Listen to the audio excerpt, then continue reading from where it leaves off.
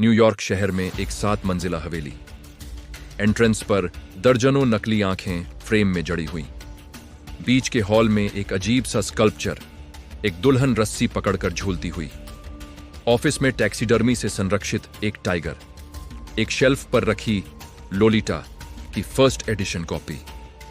यह किसी Hollywood film का सेट नहीं था, यह घर था जेफरी एप्स्टीन का। इस घर में दुनिया के सबसे ताकतवर लोग डिनर करने आते थे।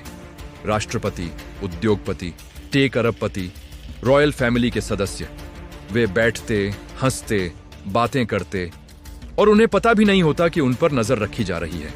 हर कमरे में कैमरे, बेडरूम में, बाथरूम में, एक मीडिया रूम जहां दर्जनों मॉनिटर्स पर लाइव फीड चलता रहता था। और फिर 30 जनवरी 2026 यूएस जस्टिस डिपार्टमेंट ने एप्स्टीन फाइल्स ट्रांसपेरेंसी एक्ट के तहत 30 लाख से ज्यादा पन्नों के दस्तावेज जारी कर दिए।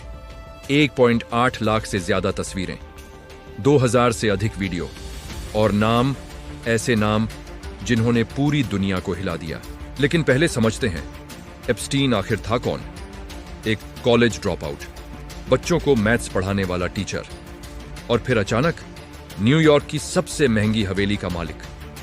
प्राइवेट जेट्स, प्राइवेट आइलैंड, अरबपतियों का फाइनेंशियल एडवाइजर। यह छलांग कैसे लगी?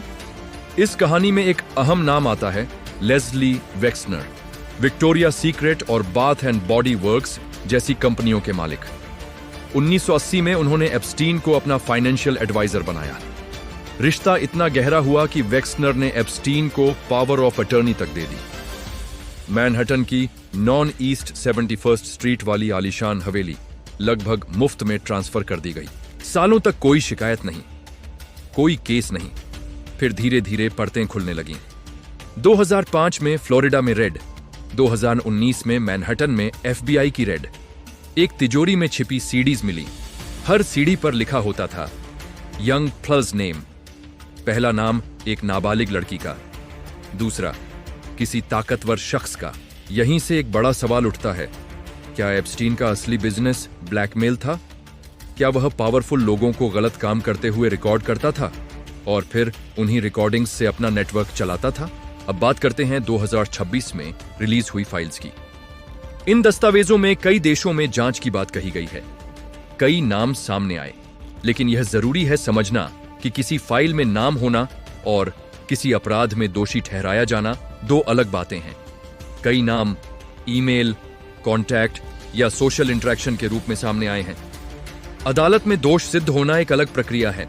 कुछ मामलों में पहले से सार्वजनिक जानकारी दोहराई गई है, जैसे ब्रिटेन के प्रिंस एंड्रू का मामला, जिसमें सिविल सेटलमेंट हो चुका है। गिस्लेन मैक्सवेल को कोर्ट से सजा मिल चुकी है, लेकिन अभी भी 60 लाख में से लगभग 40% दस्तावेज सार्वजनिक नहीं हुए हैं। इससे संदेह और बहस दोनों जारी हैं। कुछ नाम जिनका जिक्र मीडिया रिपोर्ट्स में हुआ, टेक, बिजनेस और राजनीति से जुड़े लोग। कई ने किसी भी गलत कार्य से इनकार किया है। कुछ मामलों में सिर्फ मुलाकात या ईमेल संपर्क का जिक्र है। यही इस केस की जटिलता है। एप्स्टीन का नेटवर्क केवल अमेरिका तक सीमित नहीं था।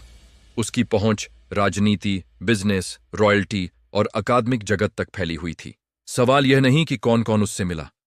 सवाल यह है, एक दोषी ठहराया गया अपराधी इतने वर्षों तक ग्लोबल एलिट सर्कल्स में सहजता से कैसे घूमता रहा?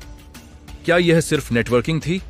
क्या यह फाइनेंशियल मैनेजमेंट का खेल था या कुछ और गहरा?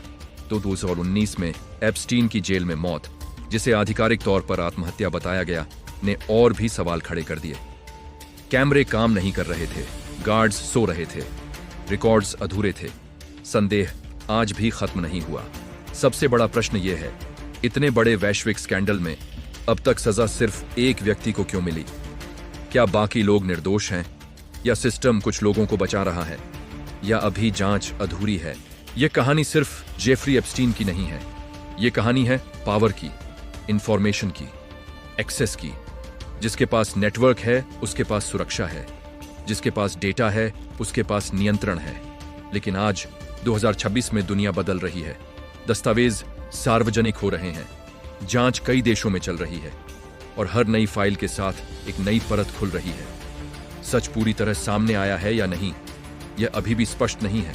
लेकिन एक बात तय है, जब पावर, पैसा और गोपनीयता एक साथ मिलते हैं तो जवाबदेही कमजोर पड़ सकती है।